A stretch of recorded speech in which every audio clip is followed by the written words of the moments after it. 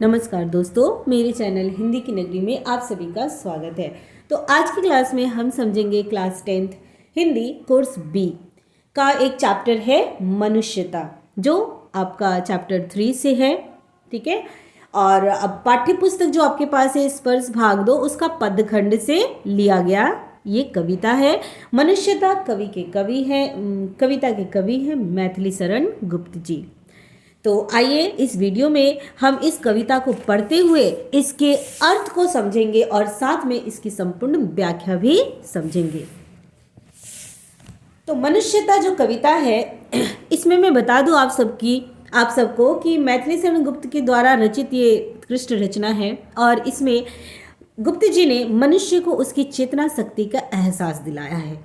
तो आइए कविता को पढ़ते हुए उसकी व्याख्या समझते हैं। कविता कुछ इस प्रकार है। विचार लो कि मरते हो, न मृत्यु से डरो कभी, मरो परंतु यूं मरो कि याद जो करे सभी।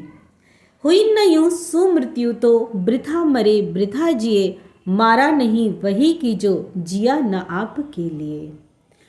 वही पशु प्रवृत्ति है कि आप ही चरे, वही मनुष्य है जो मनुष्य के लिए मरे। तो देखिए यहाँ पे कुछ शब्द, कठिन शब्द जो है उनके अर्थ में को मैं बताती हूँ, उसके बाद इसकी व्याख्या करूँगी। तो यहाँ पे मर्त्य का अर्थ होता है मरणशील, सुमृत्यु यानी कि गौरवशाली मृत्यु। ठीक है, वृथा का अर्थ होता है बेकार, पशु प्रवृत्ति यानी कि पशुओं के जैसा स्वभाव, चरे यानी कि खाए पिए। ठीक है, तो इन पंक्तियों के माध्यम से मैथिली शरण गुप्त जी जन साधारण को अपना जीवन लोक सेवा में समर्पित करने की प्रेरणा देते हैं। जन साधारण यानी कि हम सब, है ना। तो यहाँ पे कवि जन साधारण यानी कि हमें जीवन लोक सेवा में समर्पित, यानी कि हमें जन साधारण का जो जीवन है वो किस तरह से समर्पित हो, लोक सेवा में समर्पित हो, उसकी प्रेरणा देते हुए कवि कहते हैं कि विचार लो कि मरते हो, न मृत्यु से डरो कभी। यह संसार जो है यह मरणशील है, इसलिए तुम्हें मृत्यु से भयभीत होने की आवश्यकता नहीं है। अर्थात इस संसार में, इस धरती पर जो भी जन्म लिया है उसे एक न एक दिन मृत्यु आनी है, ये सबसे बड़ा सच है। ठीक है, तो इसीलिए मृत्यु से भयभीत होने की आवश्यकता नहीं है। दूसरी लाइन देखिए, मरो परंतु यो मरो कि याद जो करे सभी। इसमें कवि कहते हैं कि तुम कोई ऐसा काम करो जिससे मरने के बाद भी लोग तुम्हें याद करें। ठीक है, आगे देखिए, हुई न यूं सुमृत्यु तो वृथा मरे वृथा जिए। अगर आपने कोई ऐसा काम न किया जो मरने के बाद भी आपको जिंदा रखे, नाम के साथ, आपके कार्यों के साथ आपको जिंदा रखे, तो ऐसे जीना और मरने का कोई मतलब ही नहीं है।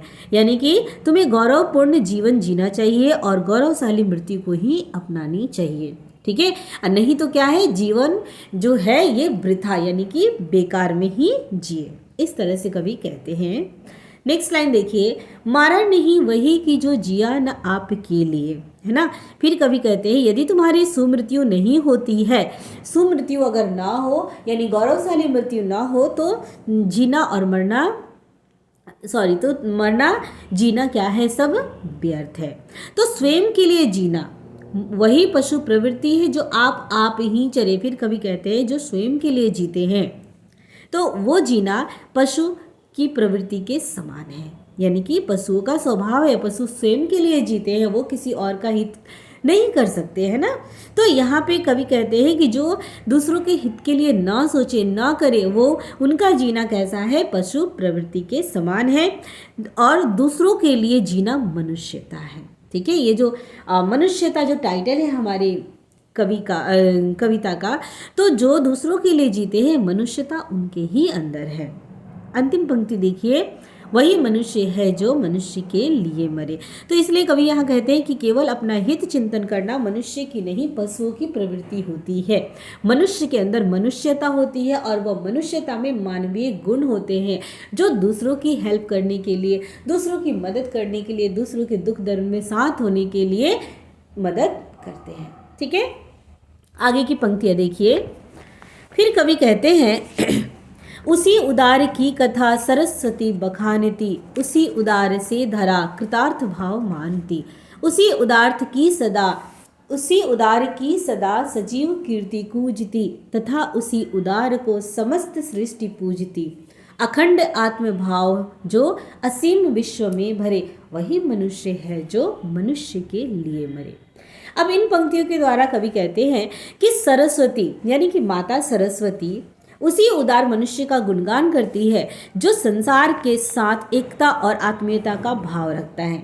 यहाँ पे जो कठिन शब्द है वो मैं बताना भूल गई, मैं बोल दे रही हूँ। देखिए, उदार का अर्थ होता है खुले हृदय वाला, बखानती यानी कि वर्णन करना, ठीक है। धरा यानी धरती, कृतार्थ भाव का अर्थ होता है सौभाग्य, समस्त यानी संपूर्ण, आत्मभाव का अर्थ होता है आत्मीयता का भाव, असीम यानी विशाल, सजीव का अर्थ होता है जीवित, कीर्ति यानी यश, प्रशंसा, ठीक है। सृष्टि का अर्थ होता है संसार। तो देखिए, कवि कहते हैं यहाँ पे कि सरस्वती भी उसी उदार मनुष्य का गुणगान करती है जो संसार के साथ एकता और आत्मीयता का भाव रखता है, ठीक है। उसी उदार से धरा कृतार्थ भाव मानती, समझ रहे हैं। और धरती भी उस उदार मनुष्य को पैदा कर स्वयं को धन्य मानती है और सारे संसार में अपनत्व का प्रसार करती है, ठीक है। तो सरस्वती भी उस उदार की गुणगान करती है और साथ में धरा जो हमारी पृथ्वी है उस उदार मनुष्य को पैदा करने कर स्वयं को वो धन्य समझती है। ऐसा मनुष्य जो सारे संसार में अपनत्व का प्रसार करता है, ठीक है। फिर आगे देखिए, उसी उदार की सदा सजीव कीर्ति गूंजती, यानी उसी उदार मनुष्य का यश सदा सदा के लिए गूंजता रहता है, ठीक है। तथा उसी उदार को समस्त सृष्टि पूजती, और ऐसे ही उदार व्यक्तियों की पूजा भी सारा संसार करता है, ठीक है। जो विश्व के सभी प्राणियों को समान समझता है ना। आगे की पंक्ति देखिए, अखंड आत्मभाव जो असीम विश्व में भरे, वही मनुष्य है जो मनुष्य के लिए मरे। तो कवि यहाँ कहते हैं कि ऐसे ही व्यक्तियों को सभी प्राणी क्या करते हैं, पूजते हैं और अपना जीवन जो दूसरों के लिए अपने जीवन का बलिदान तक देने को तैयार रहता है ना, जो दूसरों के कल्याण के लिए आगे आता है, वही वास्तव में मनुष्य है। वह स्वयं को हर प्रकार की संकीर्णता और अलगाव से मुक्त रखते हुए सबको अपना मानता है, एक समान मानता है। सच्चा मनुष्य वही कहलाता है जो मानवता के लिए जीता और मरता है। तो कभी यहाँ कहते हैं ना अंतिम पंक्ति में, वही मनुष्य है जो मनुष्य के लिए मरे, यानी कि वास्तव में मनुष्य वही है जिसके अंदर मानवीय गुण है, जो मानवता के लिए जीता और मरता है। आगे की पंक्तियाँ देखिए, फिर कवि कहते हैं, क्षुधार्त रंति देव ने किया करस्त थाल भी, तथा दधीची ने दिया परार्थ अस्थि जाल भी। उशीनर क्षितिज ने स्वयं मांस दान भी किया, सहर्ष वीर कर्ण ने शरीर चर्म भी दिया। अनित्य देह के लिए अनादि जीव के क्या डरे, वही मनुष्य है जो मनुष्य के लिए मरे। फिर यहाँ पे कवि कहते हैं कि हाँ, सबसे पहले शब्दार्थ देख लीजिए। क्षुधार्त का अर्थ होता है भूख से पीड़ित, ठीक है। रंती देव यहाँ पे एक परम दानी राजा का नाम दिया गया है, रंती देव। करस्त का अर्थ होता है हाथ में रखा हुआ, करस्त, कर यानी हाथ और रस्त यानी कर में हाथ में रखा हुआ। परार्थ यानी दूसरों के हित में। अस्थि जाल का अर्थ होता है हड्डियों का ढांचा। आप सभी को पता है कि दधीची ने अपने अस्थियों का दान किया था, है ना। उशीनर यानी कि गांधार का राजा, क्षितिज राजा, ठीक है। स्वयं मांस का अर्थ होता है अपने शरीर का मांस देकर, ठीक है। सहर्ष यानी खुशी से, अनित्य यानी नश्वर, अनादि जीव का अर्थ होता है अमर प्राणी, चर्म यानी कि चमड़ा।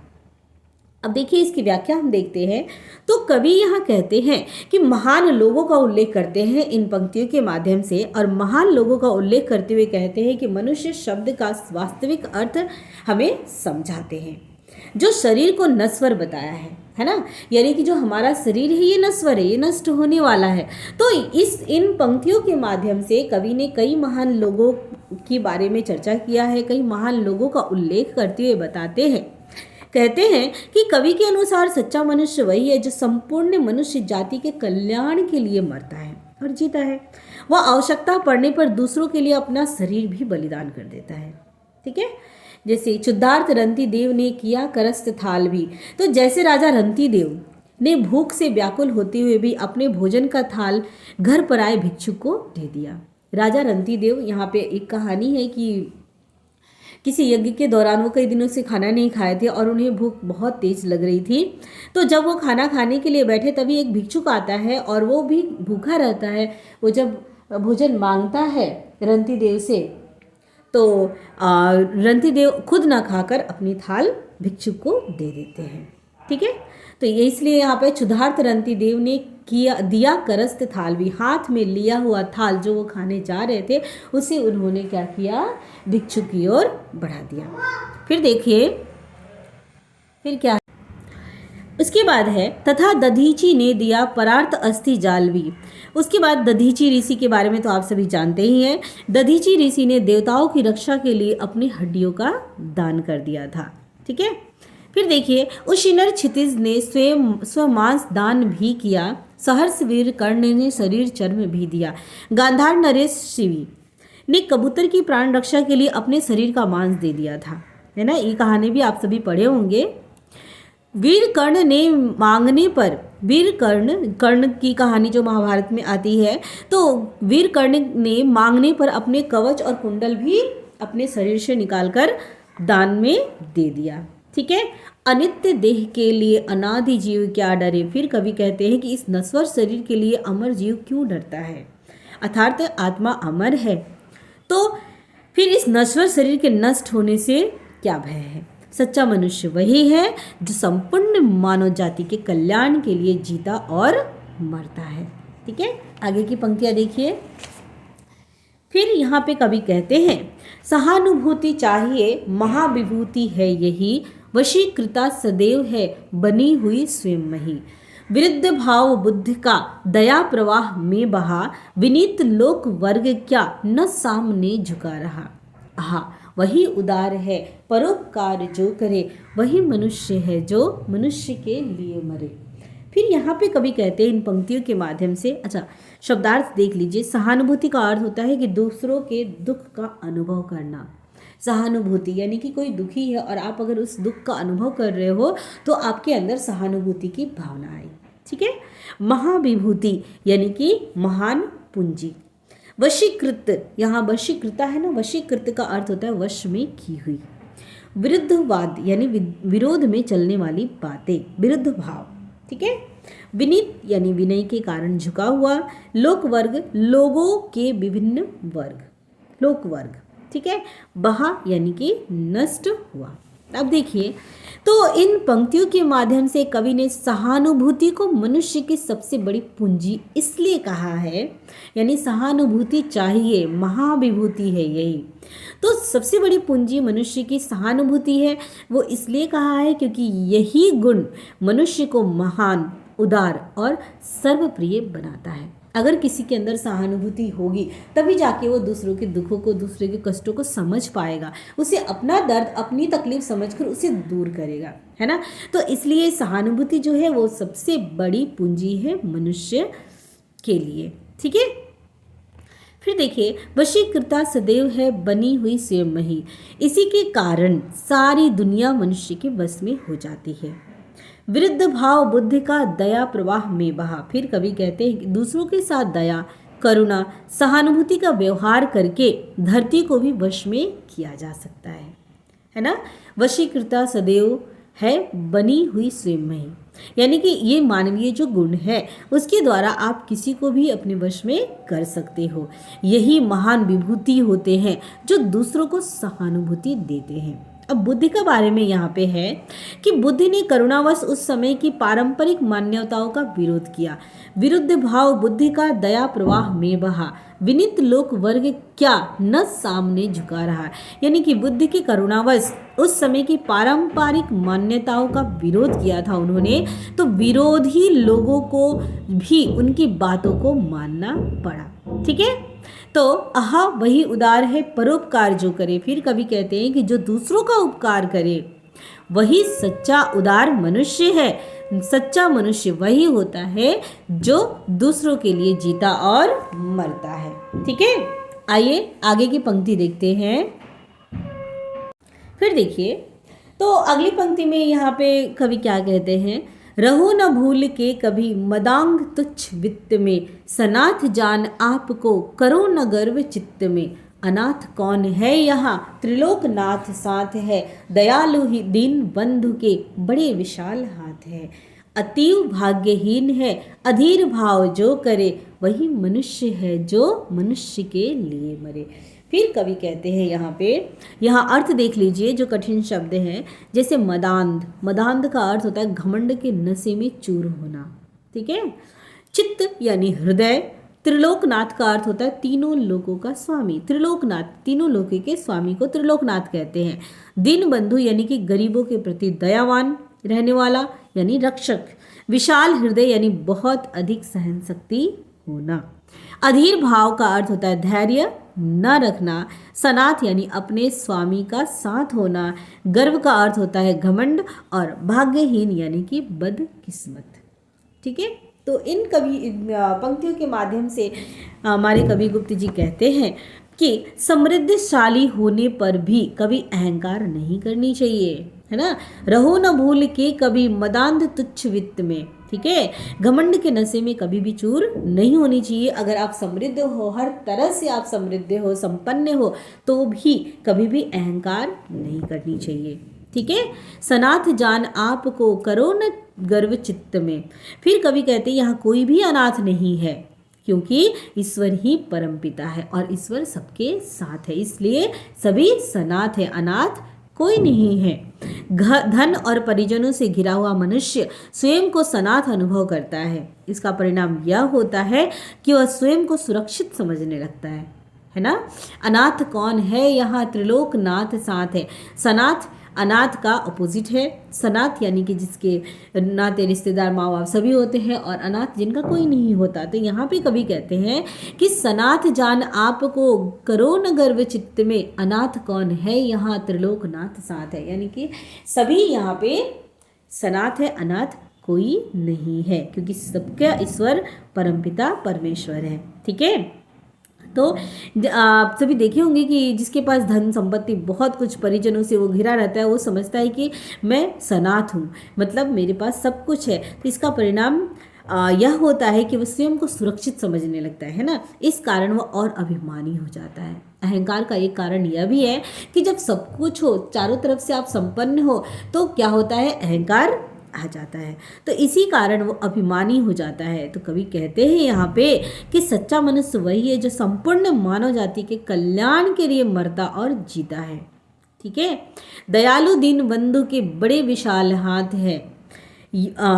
अतीव भाग्यहीन है अधीर भाव जो करे, है ना। फिर कवि कहते हैं कि वो आवश्यकता पड़ने पर दूसरों के लिए अपना शरीर भी बलिदान कर देता है। भगवान सारी सृष्टि के नाथ है, संरक्षक है और उनकी शक्ति अपरंपार है। वे अपने अपार साधनों से सबकी रक्षा और पालन करने में समर्थ है। वह प्राणी भाग्यहीन है जो अधीर, अशांत और अतृप्त रहता है। तो फिर कवि कहते हैं यहाँ पे कि अतीव भाग्यहीन है अधीर भाव जो करे, यानी कि जो भाग्यहीन वह है जो अधीर रहता है, अशांत रहता है और अतृप्त रहता है। ये सब कुछ होते हुए भी उसकी तृप्ति नहीं हो पाती, उसकी तृष्णा शांत नहीं होती।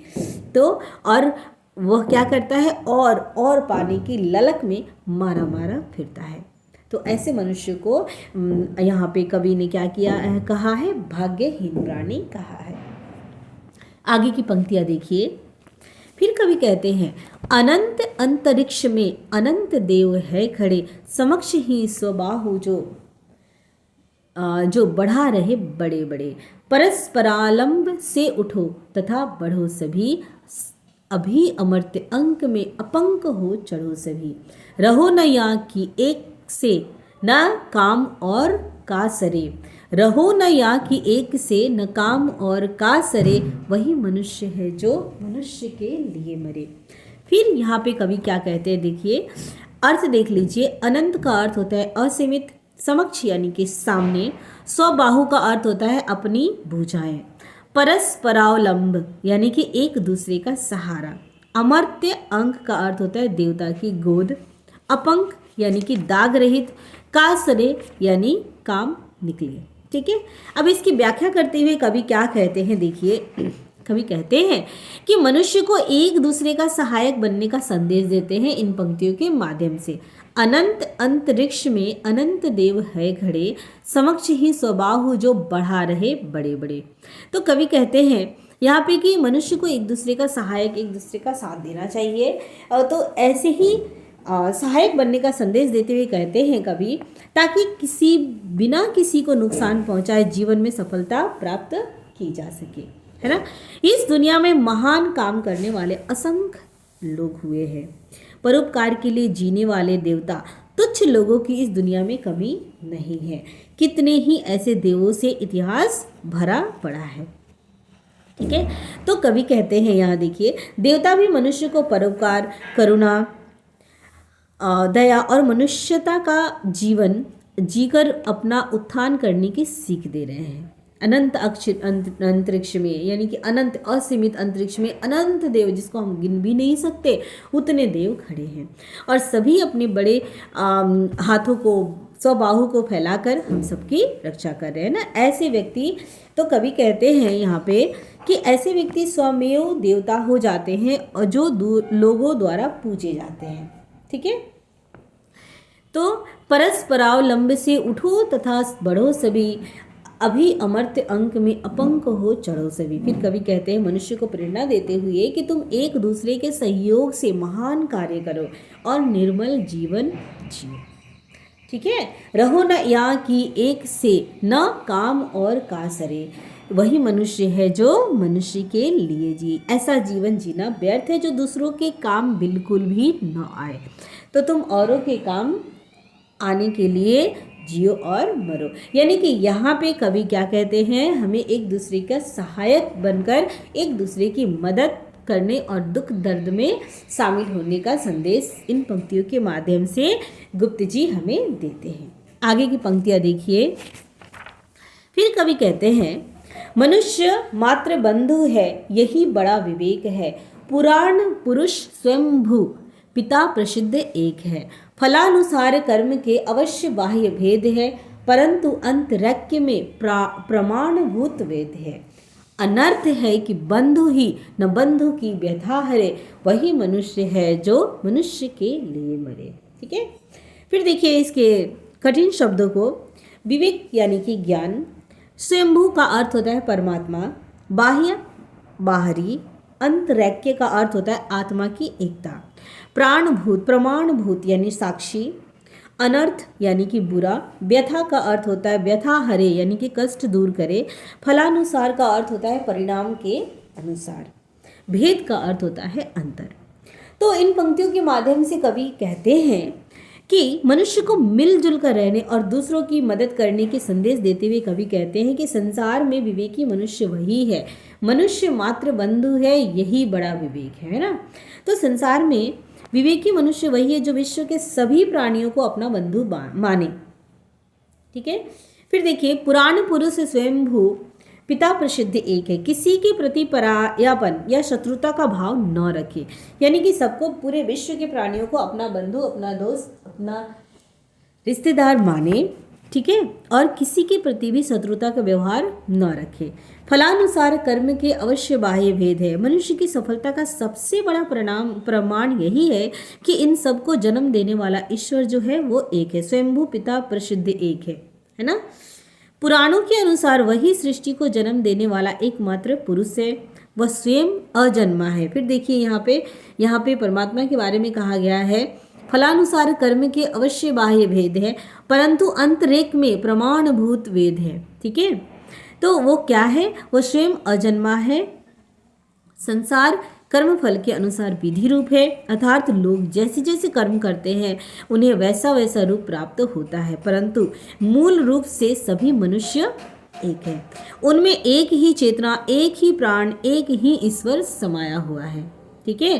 परंतु अंतरैक्य में प्रमाणभूत वेद है, ठीक है। अनर्थ है कि बंधु ही न बंधु की व्यथा हरे। फिर देखिए कवि कहते हैं कि सबसे बड़ा अनर्थ यही है कि कोई मनुष्य समर्थ होते हुए भी अपने बंधुओं की व्यथा न समझे न हरे, क्योंकि परमात्मा के पास तो सभी एक ही है, ठीक है। फिर कवि कहते हैं कि ये बहुत बड़ा अनर्थ बात है कि कोई मनुष्य समर्थ है पूरी तरह से, लेकिन फिर भी वो अपने बंधुओं की व्यथा को नहीं हरता, वह निष्ठुर, क्रूर और स्वार्थी बना रहता है, ठीक है। मनुष्य को चाहिए कि वह बाहरी रंग रूपों को महत्व न देकर सभी मनुष्य को अपना बंधु माने तथा सबको एक पिता की संतान मानकर एक दूसरे की मदद करे, ठीक है। आगे की पंक्तियां देखिए। फिर कवि कहते हैं, चलो अभिष्ट मार्ग में सहर्ष खेलते हुए विपत्ति विघ्न जो पड़े उन्हें ढकेलते हुए, घटे न हेल मेल, हाँ बढ़े न भिन्नता कभी, अतर्क एक पंथ के सतर्क पंथ हो सभी, तभी समर्थ भाव है कि तारता हुआ तरे, वही मनुष्य है जो मनुष्य के लिए मरे। फिर यहाँ पे कठिन शब्द है, देखिए अभिष्ट। अभिष्ट का अर्थ होता है इच्छित, विघ्न यानी बाधा, ढकेलता यानी दूर फेंकना, हेलमेल का अर्थ होता है मेल जोल, भिन्नता यानी कि अलगाव, तारता का अर्थ होता है उद्धार करता हुआ, तरे यानी कि पार होना, सहर्ष यानी खुशी से, विपत्ति का अर्थ होता है संकट और भिन्नता का अर्थ होता है अलगाव। अब इन पंक्तियों के माध्यम से कवि क्या कहते हैं, देखिए। चलो अभिष्ट मार्ग में सहर्ष खेलते हुए, कवि कहते हैं कि एक दूसरे की बाधाओं को दूर करते हुए आगे बढ़ने के लिए प्रेरित करते हैं इन पंक्तियों के माध्यम से। कवि कहते हैं कि हर व्यक्ति अपनी इच्छा और रुचि के अनुसार अपना लक्ष्य निर्धारित करे, परंतु सबका अंतिम लक्ष्य होना चाहिए मानव जाति से एकता स्थापित करना, विपत्ति विघ्न जो पड़े उन्हें ढकेलते हुए, है ना। फिर देखो, सबका अंतिम लक्ष्य होना चाहिए कि मानव जाति से एकता स्थापित करना, इसलिए अपने लक्ष्य प्राप्ति को प्राप्त करने के लिए हंसते खेलते आगे बढ़ो, सारे विघ्न बाधाओं को ढकेलते हुए आगे बढ़ो, ठीक है। रास्ते में जो भी विपत्ति आए उससे विचलित हुए बिना अपने लक्ष्य को प्राप्त करो, घटे न हेल मेल, हाँ बढ़े न भिन्नता कभी, और मिल के आगे बढ़ो। आप दोनों के, आप सबके बीच हेल मेल ना घटे और ना ही कभी भिन्नता आए, ठीक है। आपस में सभी में प्यार बना रहे और वह कभी भी कम ना हो, ठीक है। तभी समर्थ भाव है कि तारता हुआ तरे, तर्क से भी परे होकर सभी अपनी मंजिल को पाने के लिए सावधानी पूर्वक आगे बढ़ो, वही मनुष्य है जो मनुष्य के लिए मरे। तो मनुष्य वास्तव में वही है जिसके अंदर मानवीय गुण है और जो मनुष्य के लिए मरे, ठीक है। तो इन पंक्तियों के माध्यम से कवि मनुष्यता, जो कविता गुप्त जी ने लिखा है, इन कविता के माध्यम से हमने देखा कि किस तरह से गुप्त जी मनुष्य में मानवता की भावना यानी कि मनुष्यता को जागृत कर रहे हैं, ठीक है। तो आशा करती हूँ कि आप सभी को मनुष्यता कविता अच्छी तरह से समझ आई होगी अर्थ सहित। तो मेरे चैनल को लाइक और सब्सक्राइब करना नहीं भूलिएगा। मिलते हैं अगले वीडियो में। धन्यवाद।